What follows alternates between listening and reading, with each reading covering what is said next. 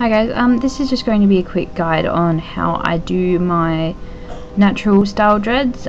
These are the style dreads I mainly wear. I just find them most comfortable and like the look of them on me. The ones I'm showing you how to make are single-ended, but it wouldn't be that hard to apply this to double-ended dreads. Basically, instead of looping the hair over, you would use double the amount of hair and just dread it from both ends so that you end up with a double-ended dread as opposed to a single. Okay guys, so you want to start off with a section of hair that's been looped around something to stabilize it. I'm just using a length of fabric that's wrapped around a chair. You can also use a coat hanger, basically anything that's going to stabilize it but that you can remove the dread from after you're finished. I've rubber banded mine at the top. You can either leave it loose or you can tie it. It doesn't really matter, it's all a matter of personal preference. I just like how they look when they've been rubber banded at the top. Then you want to start back combing. Try and avoid as many loops as you possibly can, pulling them out when you see them. That's basically just because if you keep back combing you won't be able to remove them later and they can look a bit ugly in your final dread. What I'm doing now is just keep back combing, keep packing the hair in as hard as you can. You want to get it as knotty and solid as you possibly can.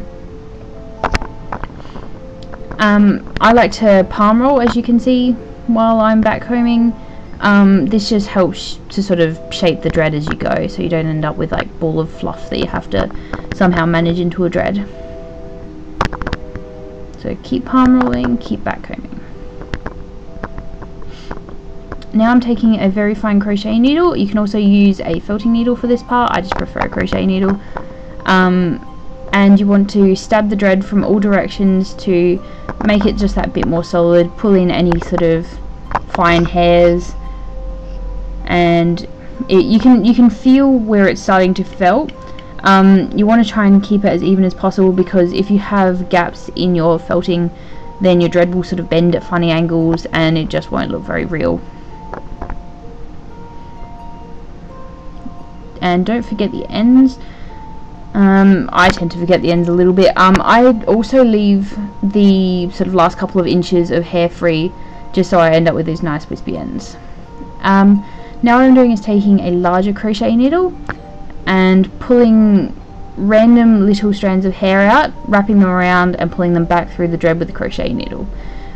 This step's optional. It just creates that sort of caveman kind of natural dread look, as opposed to very uniform puffy dreads if you left this step out.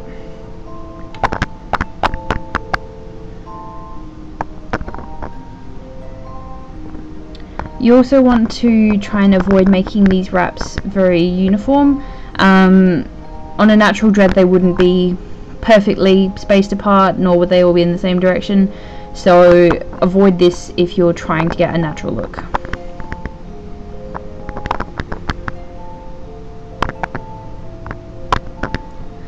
Now just keep palm rolling and continue on with your next dread.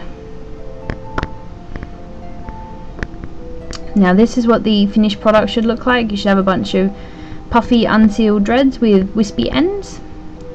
Your next step would be to seal them.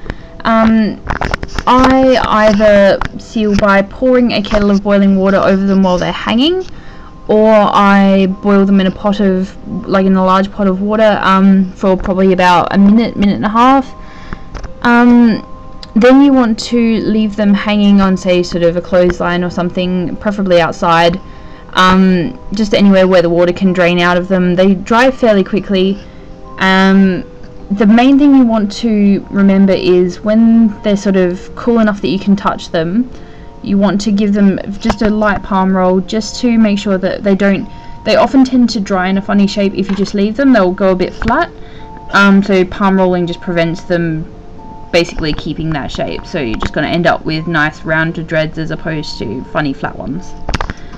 Alrighty, that's basically about it guys. They're a lot easier than they look. If you have any questions, leave them in the comments and I'll see you later.